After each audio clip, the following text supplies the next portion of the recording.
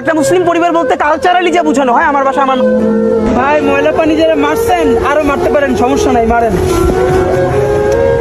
3বার মারছে এখানে ময়লা পানি।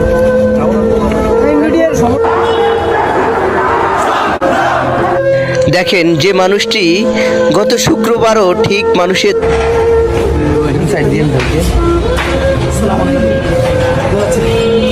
আমরা হয়তো মরে যাব, শহীদ হয়ে আল্লাহর কাছে পৌঁছে যাব।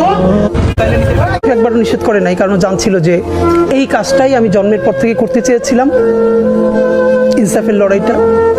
চলে গেছে।